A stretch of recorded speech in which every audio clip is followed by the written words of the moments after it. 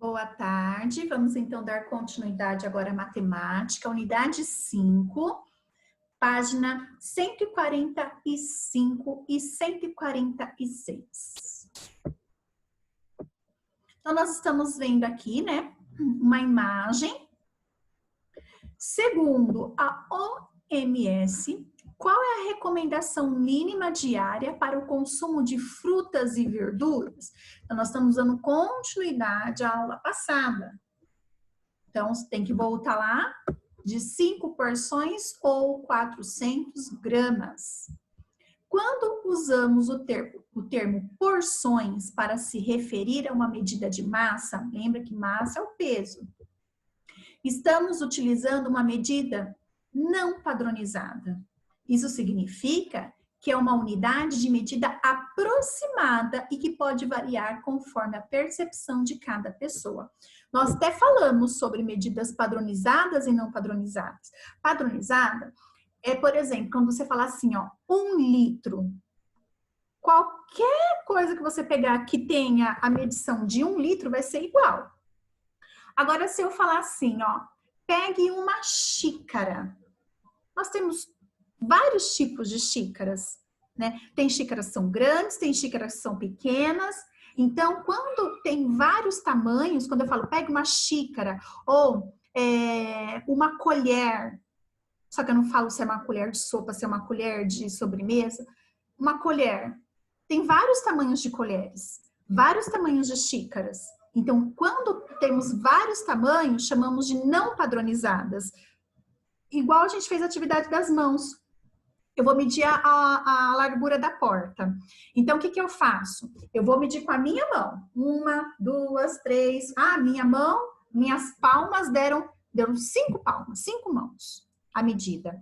Aí vai você medir. Sua mão é menorzinha que a minha. Então, você vai medir, a sua deu 8 em vez de dar 5. Então, quer dizer, é uma medida não padronizada, não tem um padrão, porque tem vários tamanhos. Então, acaba sendo um valor aproximado. Agora, quando é padronizado, é o mesmo tamanho para todo mundo. Então, se eu falar assim para você, 200 gramas, você vai pesar 200 gramas. Então, vai ser, não importa quem for fazer, vai pesar 200 gramas. Se eu falar assim, 1 litro, 2 litros, você vai ter uma medida que você vai pôr certinho 1 litro e 2 litros. Então, é um padrão, certo? Só para a gente lembrar. Nós já vimos também. Para se referir à medida exata de massa, utilizamos unidades de medidas padronizada, isto é, reconhecida universalmente. Então, qualquer, posso estar lá no Japão. Se eu falar de 1 litro, lá vai ter a medição de 1 litro, não importa onde eu esteja. A unidade de medida de massa fundamental é o quilograma, indicado às vezes pela letra kg, né? Então, eu posso escrever quilograma ou posso colocar kg, que também quer dizer quilograma. Para medir quantidades menores de massa, utilizamos a medida de grama, que é representada pelo G. Então, se eu quero, ao invés de falar assim, 1 quilograma, eu quero falar 900, menor que 1 quilograma. 1 quilograma é o quê? 1000 gramas, certo? Então, eu quero falar 800, não vou falar 800 quilogramas, vou falar 800 gramas, que é menor que o quilograma. Então, vamos lembrar, ó. Para eu formar 1 quilo, eu tenho que juntar 1000 gramas para eu formar 1 quilo. Tá bom? E para medir massas menores ainda, utilizamos a miligrama, indicada pelo mg. Então, se eu quero falar, por exemplo, então, vamos lembrar, se para eu formar 1 quilograma, eu preciso de 1000 gramas para formar 1 quilo. E para eu formar 1 grama, eu preciso de 1000 miligramas. Miligramas é menor que gramas. O grama é menor que 1 quilo, certo? As unidades padronizadas são muito utilizadas em embalagem de alimentos e remédios. Então, quando você vai comprar algum alimento, sempre tem falando lá a quantidade que vem. 1 quilograma equivale a 1.000 gramas. Olha lá, 1 quilograma é igual a 1.000 gramas. E 1 grama, ó, 1 grama é o mesmo que 1.000 miligramas. Então, a professora falou aqui. Deixa eu pegar um lapisinho aqui, que eu gosto do lapisinho, da canetinha. Dá para riscar. Quilograma. Os esportes trazem diversos benefícios para a saúde e ajudam no desenvolvimento físico, emocional e intelectual. O karatê é uma arte marcial japonesa e, assim como outros esportes de luta, possui categoria que utilizam medidas de massa para classificar os atletas. Então, você não pode praticar essa luta com uma pessoa que pesa mais que você ou que pesa menos que você, né? Então, tem que sempre ter a medida aí de massa correta para você praticar. Então, olha só, escalão cadete masculino de 14 e 15 anos. Tem a categoria A, que é até 52 quilos, mais que isso você não, mais que 52, você vai para B, que é até 57. A C, até 63, então de 57 até 63. A D, até 70 e a E, acima de 70 quilos. Agora o escalão júnior, de 16 a 17 anos, ó, categoria A, até 55 quilos, a B, até 61, a C, até 68 quilos, a D, até 76 quilos e a E, acima de 76 quilos. Karatê ou karatê com C ou karatê com K são palavras de origem japonesa que significa mãos vazias. Recebe esse nome porque é uma arte marcial que ensina o ataque e a defesa pessoal com as mãos, desarmada, sem arma. Então, com as mãos, você vai aprender a se defender. Agora, responda as questões. Gabriel tem 14 anos e massa de 47 quilogramas. Então, ele tem 14 anos e pesa 47 quilogramas. Ó, em vez de usar a palavra quilogramas, colocou KG. Qual é a categoria e o escalão de karatê a que ele pertence? Então, olha lá. Ó. Ele tem 14 anos e 14 anos, ó. Então, ele tá aqui, ó. Ele tá no escalão cadete, ó. E ele pesa 47 quilos. Se ele pesa 47 quilos, tá aqui, ó. Até 52. Então, qual é a categoria? Categoria A. Então, olha lá. Categoria A, escalão cadete. Geraldo tem 15 anos e pesa 72 quilogramas. Então, olha lá. 15 anos, ó. Então, ele tá aqui ainda, ó, de 14 e 15 anos. 15 anos e pesa 72 quilos. Ó, acima de 70 quilos. Então, é a categoria E. Certo? Juvenal tem 17 anos e massa de 84. Então, ele pesa 84. Tem 17 anos, olha aqui. Então, já mudou. Agora, ele tá na escalão júnior, porque ele tem 17 anos. E pesa 84, ó. 84. Acima de 76. Então, escalão E. Certo? Quem tem maior massa? Gabriel, Geraldo ou Juvenal? Gabriel tem 47, Geraldo tem 72 e Juvenal tem 84. Quem tem a maior massa? Quem pesa mais? Juvenal. Quem tem menor massa? Uma pessoa que pertence à categoria E, cadete, ou uma pessoa que pertence à categoria A, júnior? Então, olha lá. Cadete, categoria A, é isso? Categoria E. Ou cadete ou júnior A? Cadete E ou júnior A? Quem pesa mais? Mais ou menos. Quem pesa menor massa? Olha aqui. Quem tá aqui no cadete E ou quem tá no júnior A? Vamos lá? No júnior A. Gramas e miligramas.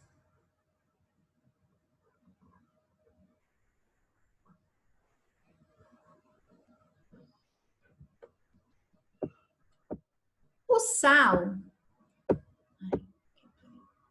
aqui abaixo o negocinho. O sal e o açúcar são importantes ingredientes usados para realçar o sabor dos alimentos.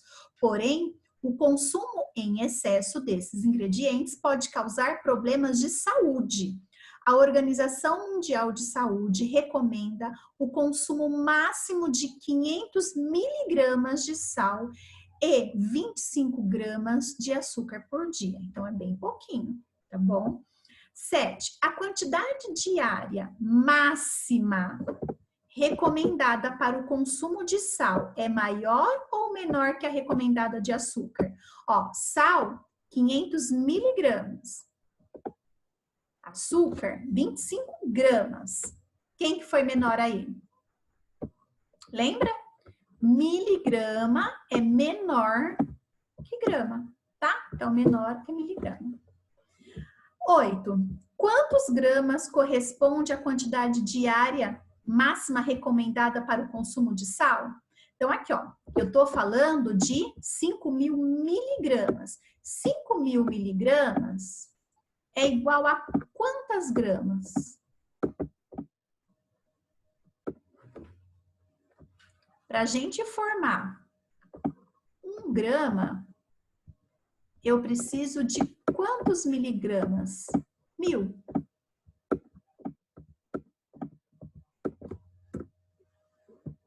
Então, ó, 5 gramas.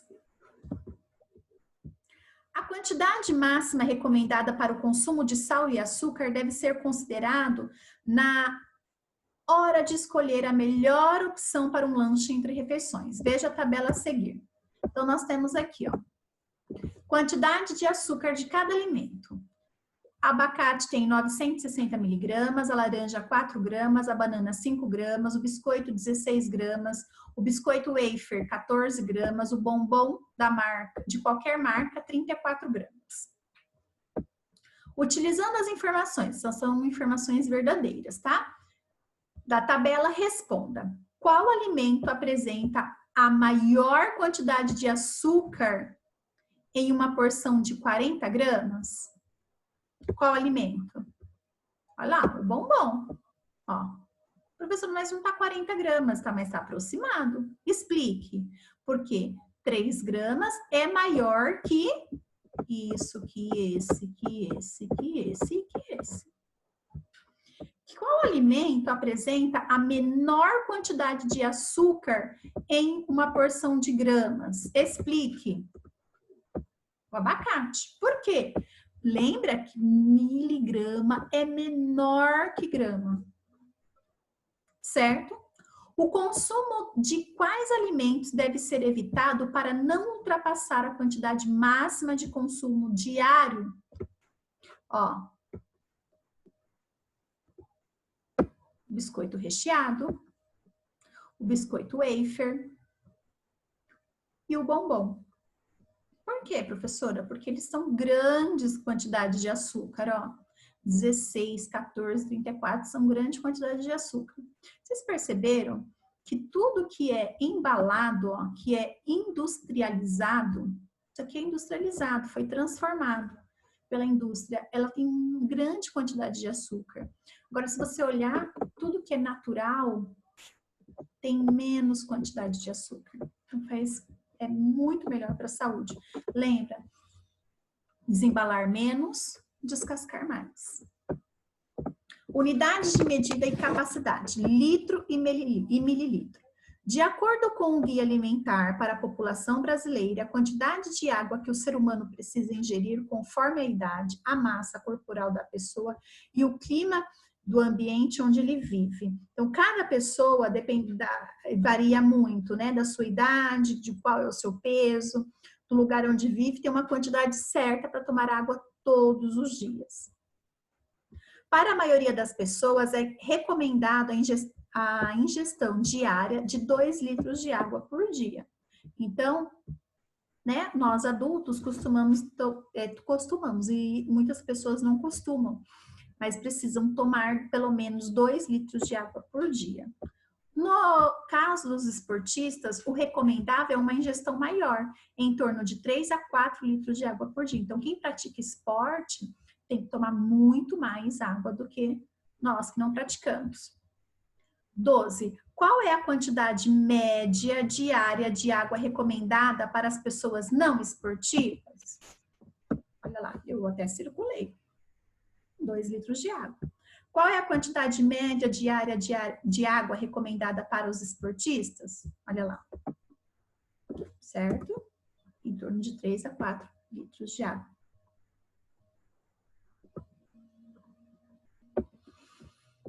Por meio por que no texto foi utilizado o termo litros e não copos para informar a quantidade de água?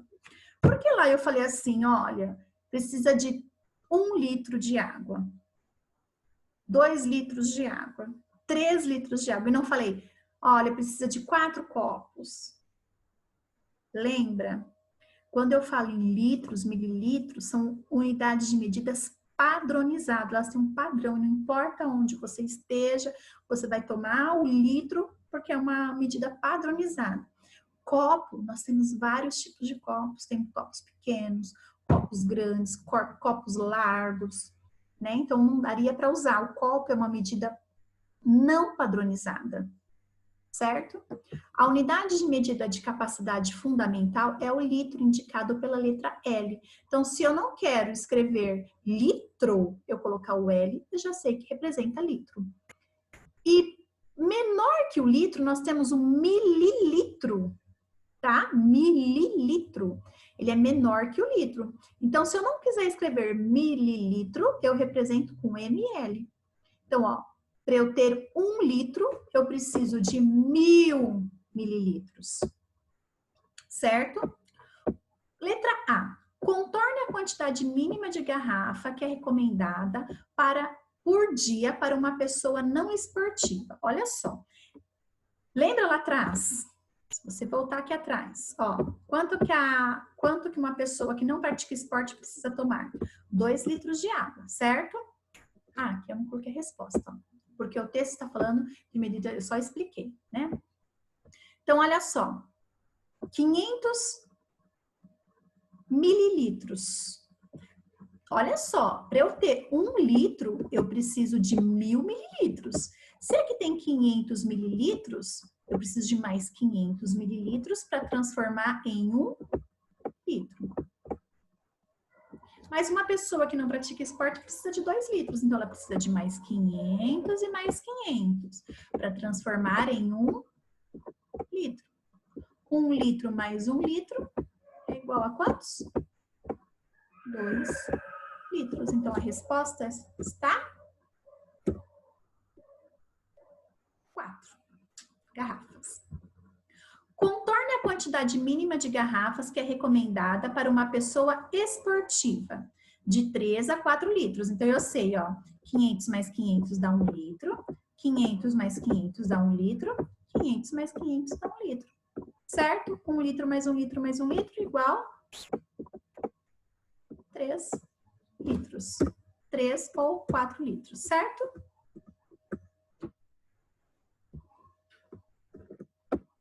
Ó,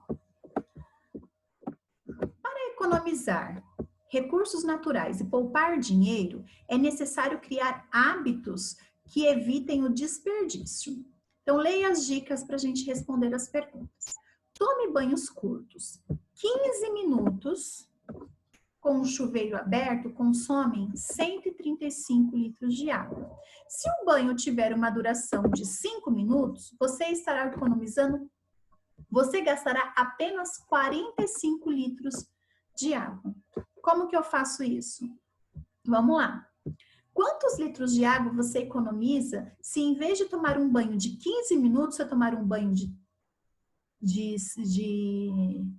5 minutos? Então, você vai fazer o quê? 135 menos 45, certo? Deixa eu ver se eu apareci, eu coloquei respostas. Aqui, ó. 135 menos 45, que deu 90, certo? 90 litros. Enquanto escova os dentes, mantenha a torneira fechada. Abra apenas para molhar a escova e fazer o bochecho. Escovar os dentes com a torneira aberta gasta cerca de 12 litros de água. Já com a torneira fechada, você gasta aproximadamente 1 litro de água. Quantos litros de água você economiza ao escovar os dentes com a torneira fechada? Ó,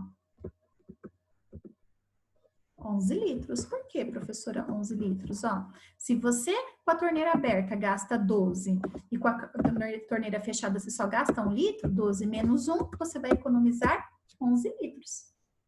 Certo?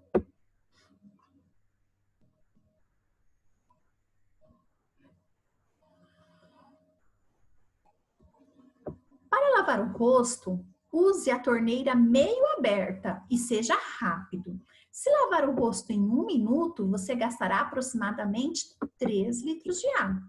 Quantos litros de água você irá gastar se lavar o rosto em 2 minutos? Então, olha só, em 1 minuto você gasta 3.